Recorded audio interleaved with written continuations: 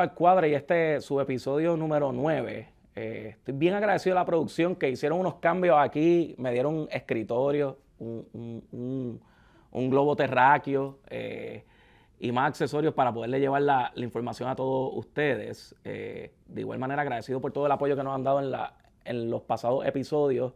Sigan dejando sus comentarios, los utilizamos para seguir perfeccionando este espacio. Y esta semana quiero hablarles de lo que aconteció particularmente con la Oficina del Contralor de Puerto Rico, los movimientos en el tablero de la gobernanza en Puerto Rico, donde ya la gobernadora presentó una nueva designación de una nueva Contralora de Puerto Rico, que es el Contralor que ha hecho en el pasado el Contralor de Puerto Rico y hacia dónde se debería mover en un mundo posquiebra, ¿sí? Definitivamente, aunque el Contralor ha sido una figura tal vez un poco aislada del proceso de quiebra y de promesa, la verdad es que en un mundo democrático el Contralor debería tener un peso más grande a la hora de determinar las políticas fiscales de cara al futuro. Así que comenzando los trabajos, quiero pedirle a la producción que presente este primer gráfico para hablar un poquito de lo que aconteció en las pasadas 2-3 semanas. Ustedes saben que la Contraloría, y aquí lo discutimos, hizo unas expresiones públicas sobre la propuesta de la gobernadora de fusionar la oficina de PRITS, que es esta oficina de servicios de tecnología en el gobierno central dentro de OGP, ya que el gobierno estaba haciendo tremendo papelón por los pasados 5 años con la designación de un director de dicha oficina desde los pasados 5 años. La Contralora básicamente criticó ese tipo de fusión aludiendo a que la oficina del PRITS debería tener un grado de independencia y que esto solo abonaba a la transparencia y que fusionar pues, ponía en riesgo esa transparencia. Y es que PRITS, como discutimos en el pasado, pues incide en la adjudicación de más de $1,000 millones en contratos para bienes y servicios tecnológicos. Esto no le gustó a la gobernadora de Puerto Rico, quien a su vez indicó que la Contralora no es una persona que determina política pública. Y en esencia ahí advirtió que ya estaba buscando su sustituto. Y uno se pregunta, pues, cómo un gobernador puede básicamente despacharse a un Contralor de Puerto Rico. Y es que en efecto ya este nombramiento de la Contralora Yasmín Valdivieso, que al día de hoy sigue siendo la Contralor de Puerto Rico, esto es un nombramiento a término y vamos a ver más adelante cómo ha sido la historia de la oficina del Contralor, de dónde emana esta figura. Y por eso determina durante la semana pasada un nuevo nombramiento donde nombra a la licenciada ICPA Carmen Vega, luego de varias intervenciones del Contralor y tal vez intercambio entre el Contralor y ciertos funcionarios electos, como el alcalde de Cataño, quien básicamente estuvo en el ojo público durante la semana pasada por una intervención de la oficina del Contralor con varias computadoras de la alcaldía de Cataño como parte de sus procesos investigativos. Así hablando de eso, quiero darle a ustedes, remontarnos en la historia del Contralor, de este debate. Hay personas que tal vez confunden cuál es el rol o tal vez no saben en detalle cuál es el rol del Contralor de Puerto Rico, cuál es el rol del Secretario de Hacienda, cuál es el rol del Gobernador de Puerto Rico en cuanto a las políticas fiscales. Y yo creo que nos debemos remontar al 1949. Hay un documento, le voy a pedir a la producción que ponche este documento que se está viendo en la pantalla, es el informe de la reorganización de la rama ejecutiva. Esto que están viendo aquí. Este informe se hizo en el 1949.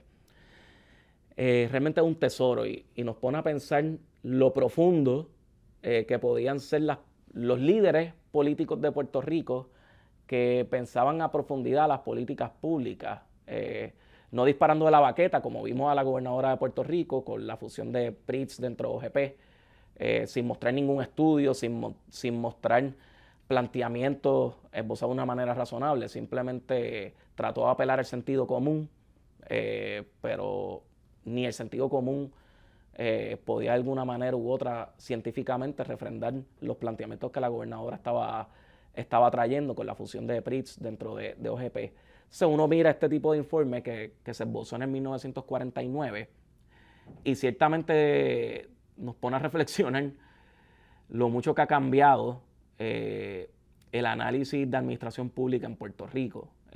Ahora es tan llanito y tan superficial que realmente refleja un síntoma, ¿verdad?, que estamos viendo en Puerto Rico sobre la poca profundidad de las determinaciones de política pública. Y tal vez explique un poco por qué fuimos la quiebra municipal más grande de toda la nación norteamericana. Pues este informe de reorganización se hizo en el 1949 como de antesala al debate público que debía haber como parte del diseño de la Constitución de Puerto Rico. Y aquí se habla de un sinnúmero de temas, se habla del rol del gobernador de Puerto Rico, esos empleados que deben ser los más cercanos al gobernador de Puerto Rico. Se habla mucho de la Junta de Planificación, ya ni hablamos de la Junta de Planificación en Puerto Rico, ya simplemente se ignora por completo. Pero también habla de la función de la tesorería de Puerto Rico, que hoy lo conocemos como el Departamento de Hacienda, y del contador y el auditor. Y me pareció fascinante el debate que se planteó en este informe, donde en esencia vemos unas recomendaciones que yo creo que hay que explicarlas en contexto. Bajo este gobierno, antes de la Constitución de Puerto Rico, donde pues había un gobernador electo y una asamblea, pero con bastantes limitantes, se puede ver que la función de contaduría y de auditoría residían en una figura que era el auditor.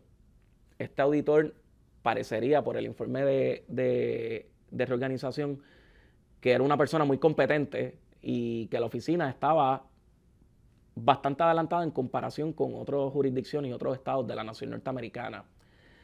Parecería que era bastante efectivo, pero los miembros de este comité, tan visionarios en un mundo de pesos y contrapesos, entendían que la función de contaduría, de llevar los récords, los libros de contabilidad, ese proceso de determinar si procede el pago de una factura o no procede ese pago, pues debían descansar en la rama ejecutiva y debían responder directamente al gobernador. Pero por otra parte, el rol de auditoría, pues la rama ejecutiva no se debe auditar a sí misma. Y planteaba que había que básicamente bifurcar esos dos roles, segregarlos en dos personas distintas. La contaduría que responde al gobernador de Puerto Rico y la auditoría que responda a la rama legislativa como parte de esa revisión y ese contrapeso. Curiosamente, es lo que ocurre con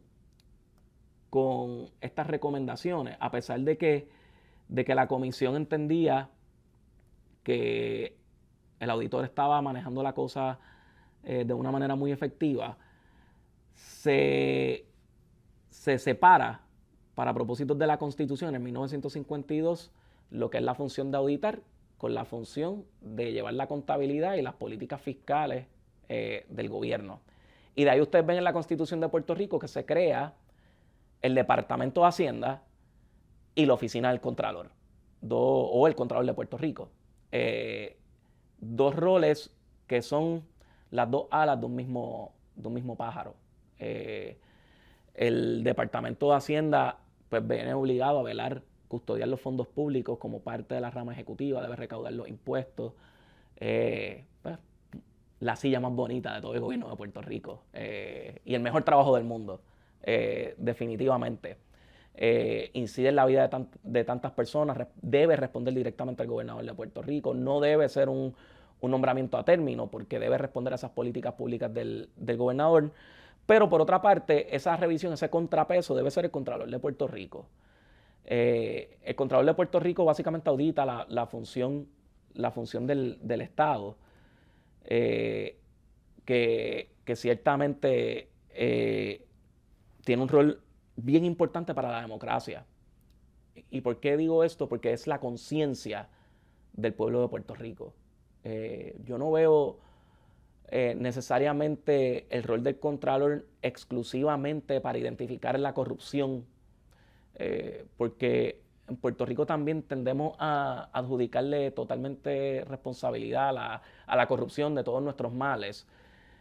Pero Puerto Rico, distinto a otras jurisdicciones, uno no ve, por darle un ejemplo, un gobernador que se haya ido de aquí millonario a Suiza, tal vez como otras jurisdicciones, que se ven estos primeros mandatarios que han defalcado el tesoro estatal y se han ido millonarios. Todo lo contrario, uno ve aquí gobernadores que tienen una vida muy modesta luego de su mandato en el gobierno de Puerto Rico y los ve en el día a día trabajando como cualquier otro ciudadano. Y eso habla bastante bien de la transparencia en el gobierno de Puerto Rico, aunque hay mucho que hay que mejorar, ¿verdad? La corrupción sigue siendo un mal significativo, pero yo creo que adolecemos más de incompetencia que de mala fe, de falta de rigor, tal vez por falta de creatividad, porque no necesariamente se están llevando a liderar las agencias el mejor personal posible, porque ya el servicio público pues ya no es tan atractivo para las mejores mentes por todo el escrutinio que se pasa, todas las críticas desmedidas que se dan en la discusión pública. Pero definitivamente el Contralor pues debe ir más allá de la corrupción, debe velar por porque hay una administración efectiva y eficiente. Y sí, yo creo en el Contralor como una figura que debe estar consistentemente en la discusión pública, dando sus recomendaciones, recomendando cambios legislativos sobre el quehacer de la administración pública en Puerto Rico. Regresando acá a las gráficas, la Constitución de Puerto Rico pues claramente divide los roles. Básicamente el gobernador de Puerto Rico es responsable de la creación del presupuesto. De ahí emana el director de la Oficina de Gerencia y Presupuestos. De igual manera, pues crea al Departamento de Hacienda. Y de hecho, cuando uno mira la Constitución de Puerto Rico, solo hay 2 secretarios que tienen roles definidos en la Constitución. El secretario de Estado, como ese sucesor del gobernador, en caso de que el gobernador no pueda continuar con sus funciones como gobernador de Puerto Rico, y al secretario de Hacienda, donde se le adjudica ese rol de determinar cómo va a establecer los pagos en caso de que haya algún tipo de insolvencia. Así que en ese sentido, pues tienes 2 figuras definidas acá, más el Contralor de Puerto Rico, que es un puesto a término de 10 años y que solo puede ser sustituido cuando vencen esos 10 años o por un proceso de residenciamiento bien similar al que se discutió por un montón de tiempo, particularmente en el verano 2019, bajo el mandato del gobernador Rosselló, proceso de residenciamiento que inició en la Cámara y que posteriormente pues no continuó su desarrollo, ya que el gobernador Rosselló en ese momento presentó la carta de renuncia. Así que el Contralor tiene un rol fundamental en todo esto. Ya habiendo explicado lo importante que es el Contralor de Puerto Rico para la democracia, para que garantice la transparencia, para que mantenga a raya a los funcionarios tanto de la rama ejecutiva, legislativa y los municipios, que manejen bien de una forma efectiva los fondos públicos. Vamos a ir a una pausa para regresar y discutir, a mi expectativa, cuál debe ser el desarrollo de la Oficina del Contralor de Puerto Rico en un mundo posquiebra. Y te va a preguntar, ¿por posquiebra, Paco? Pues sí, el Contralor debe ser un protagonista de las políticas fiscales de cara al futuro, por esa independencia que le permite el poder estar 10 años sin estar pendiente a los vaivenes políticos ni responder directamente a un funcionario electo, ya que en el pasado, pues, en muchas instancias los funcionarios electos pues, han sido demasiado populistas y básicamente han empeñado hasta la madre que los parió. Regresamos en breve.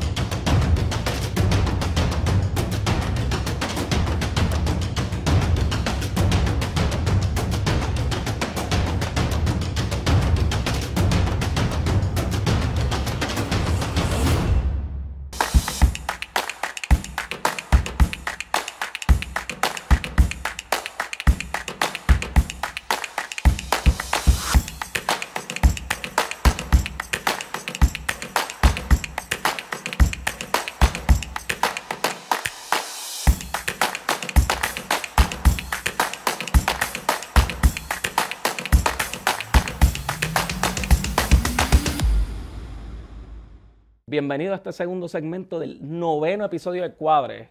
Contento de por fin tener un escritorio. De verdad que sí, que me hace sentir seguro en este episodio.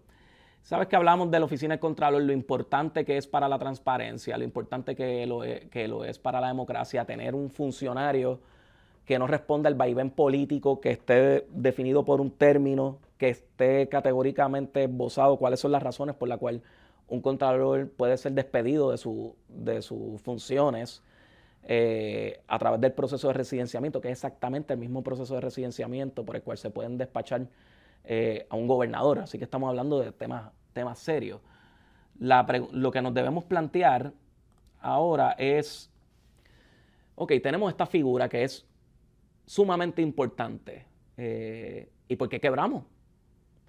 ¿Por qué teniendo un contralor de Puerto Rico que tiene el refrendo constitucional de la independencia de criterio, de poder levantar la voz y que no pague unas repercusiones distintas tal vez a lo que pasó en las pasadas semanas con la Contralora y la Gobernadora? La verdad es que las críticas se dieron un contexto donde ya el término de la Contralora Yasmín Valdivieso había caducado hace 5 años atrás. Tener un Contralor a término, pues típicamente puede levantar esos planteamientos sin que pague las consecuencias que vamos a dejarnos de pequeñeces que terminó pagando Yasmín Valdivieso en este contexto. La pregunta es, ¿quién nos puede defender? ¿Quién nos defiende del el populismo en la isla? Y esto yo lo pensé muchísimo en el Departamento de Hacienda, porque me preocupaba mucho el camino que estaba tomando la administración financiera del gobierno. A pesar de que se habían dado muchos desarrollos y buenos desarrollos, para mí todavía no hemos alcanzado esa efectividad y esa conciencia de políticas fiscales y el mayor símbolo lo pudimos ver en el 2024, cuando la Asamblea Legislativa aprobó leyes que tenían un costo de más de $1,000 millones a consideración de la rama ejecutiva. Básicamente pasando medidas totalmente desbalanceadas y que quebrarían a Puerto Rico en un abrir y cerrar de ojos. ¿Y por qué existen esas brechas? Pues, número uno, tenemos demasiados populistas en puestos políticos en Puerto Rico, y particularmente en puestos electos. Puerto Rico, ciertamente a los ciudadanos les gusta mucho el tener líderes que hablen para las gradas, sin explicar cómo pueden repagar esas medidas o qué efectos tendrían este tipo de medidas en la vida de todos y en la sana administración pública. Y por otra parte, también hay un elemento, yo no sé si ustedes han vivido una hospitalización, hablando de hospitales, tema que discutimos unos episodios atrás. Hay veces, ustedes saben lo que es un Foley, como un artefacto que le incrustan básicamente al paciente para que pueda orinar en paz y sin muchas dificultades. El Foley crea algo, ¿verdad? Si bien es cierto que ayuda al paciente a poder orinar de una manera ¿verdad? Más sencilla, porque tenga sus dificultades, la verdad es que en muchas instancias pone como vaga la vejiga. Yo no soy médico, hablo, ¿verdad?, anecdóticamente. Y esto es más o menos lo que ha pasado en el proceso de medidas financieras en el gobierno. Como tenemos una junta que básicamente tiene el poder de rechazar medidas que estén descuadradas, pues los políticos se vuelven como la vejiga con Foley, siguen tirando por ahí para abajo, para afuera, ahí, sí, eso que la pague el diablo, si total, no hay repercusiones. Bien desagradable, de hecho, verlo. Bien desagradable ver una vejiga que no está funcionando, que no se puede contener, que básicamente tiene que despacharlo todo así sin más. Pues en eso se ha convertido la administración pública en Puerto Rico. ¿Sabes lo que es pasar legislación con un costo de $1,000 millones en un abrir y cerrar de ojos?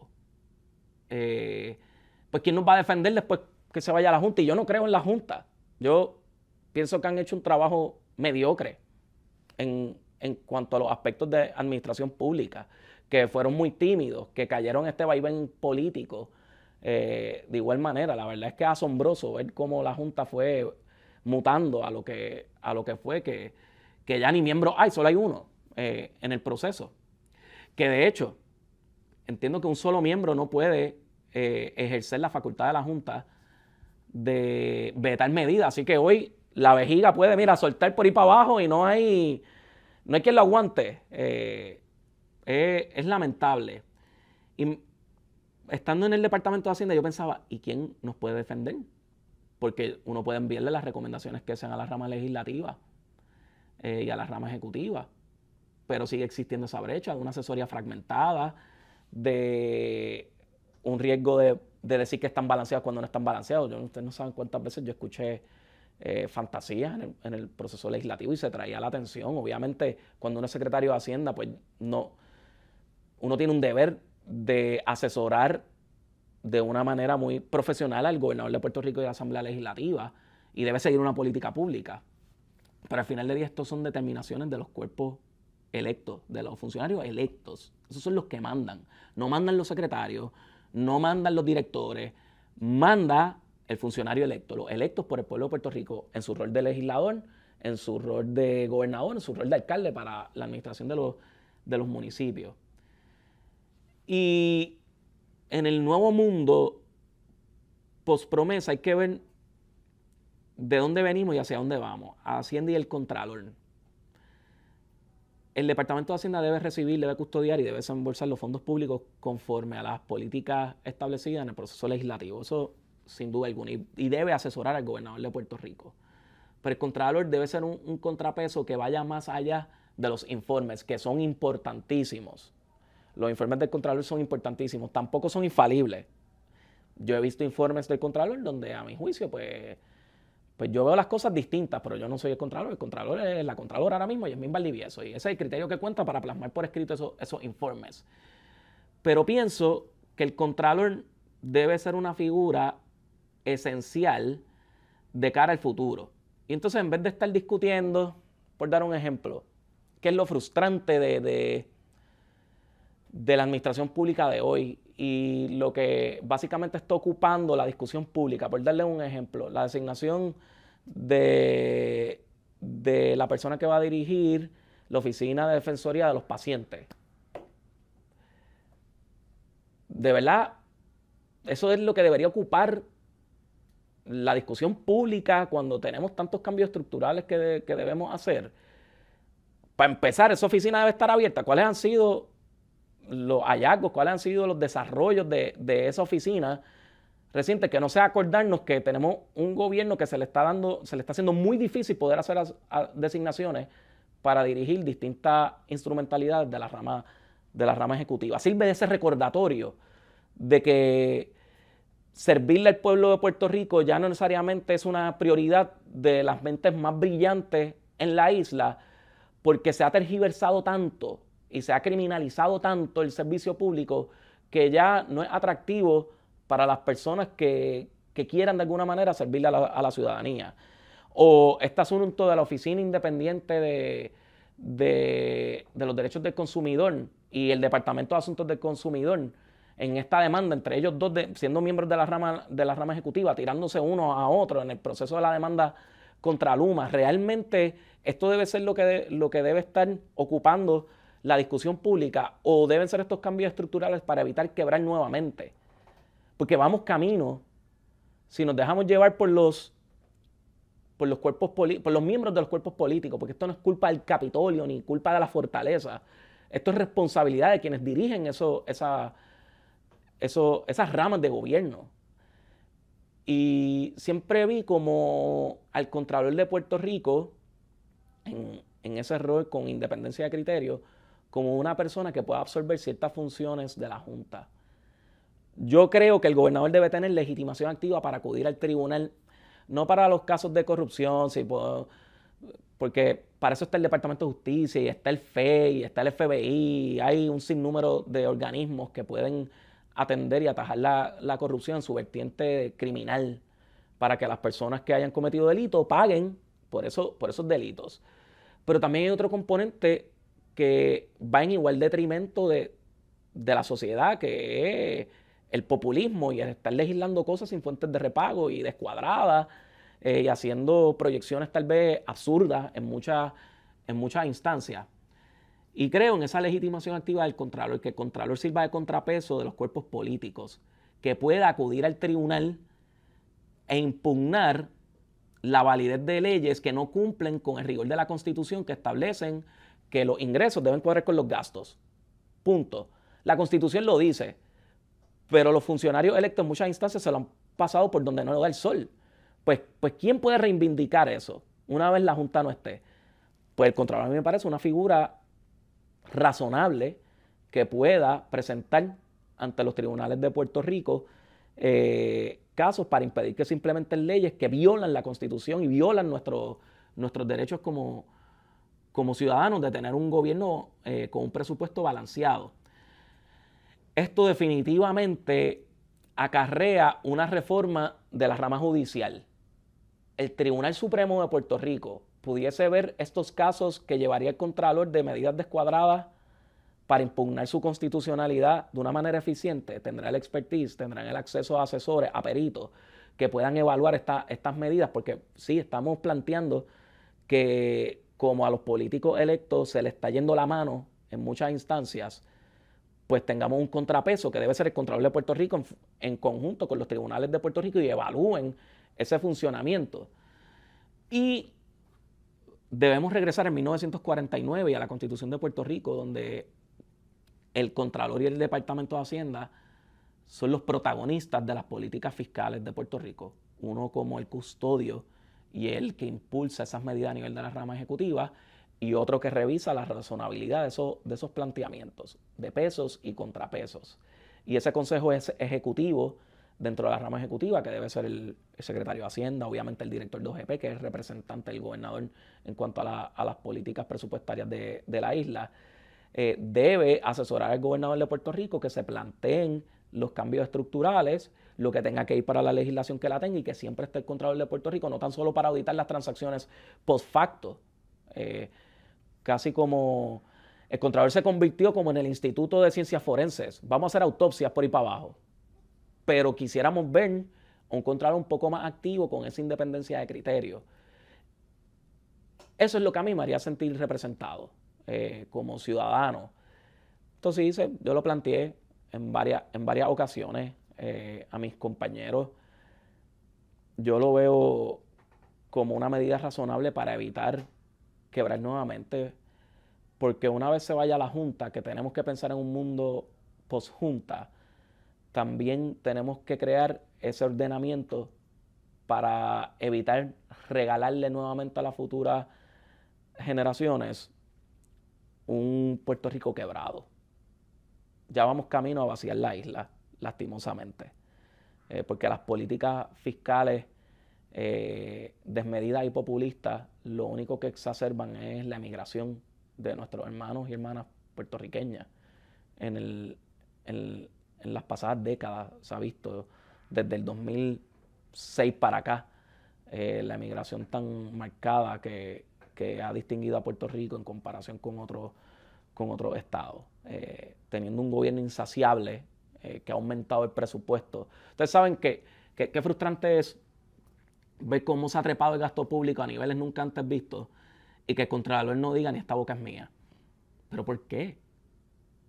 ¿Por qué? ¿Por qué no le damos esa importancia al Contralor de Puerto Rico? Yo quisiera ver menos vistas públicas por nombramientos absurdos que reflejan dos cosas: la incapacidad de la rama ejecutiva de poder designar tal vez personas competentes en alguna instancia, y el poco apetito que hay de las mentes más brillantes y privilegiadas del gobierno de Puerto Rico de querer ser parte del gobierno. Eso se está viendo marcadamente. Y en gran medida responde a lo pobre que ha sido el debate mediático de las políticas fiscales. Para mí, tenemos que, de cara al futuro, velar por esas reglas de endeudamiento. Tienen que haber cambios en la Constitución de Puerto Rico, tienen que haber cambios en el rol del Contralor de Puerto Rico. Y yo le deseo a la nueva designada de la Oficina del Contralor de Puerto Rico el mayor de los éxitos. Creo mucho en la capacidad, viendo su trayectoria como contador pública autorizada, como abogada, como pasada funcionaria del gobierno de Puerto Rico, a Carmen Vega como una persona que tiene las aptitudes para poder ser una gran contralora. Y desearía ver que la apoyemos en esa gestión para aumentar ese rol, para evitar que los políticos sigan básicamente con este folly fiscal puesto en su debate, y que sean tan rigurosos como merecemos que sean, y así evitar una segunda quiebra en Puerto Rico. Si les gustó este episodio, denle like, suscríbanse al canal de Jugando Pelota Dura. En el cuadro aquí discutimos temas que tal vez no se discuten con la profundidad que se discuten en otras plataformas un poco más cotidianas. Y nos vemos en la próxima. Señores, Jugando Pelota Dura se fortalece en el mundo digital. Y ahora que transmitimos solo por YouTube, miles y miles de personas se unen de lunes a viernes para ver nuestro contenido. Este canal está lleno de contenido de valor para que juntos nos eduquemos, informemos y entretengamos. Suscríbete al canal, activa la campana y únete a las miles de personas diarias que nos sintonizan por YouTube.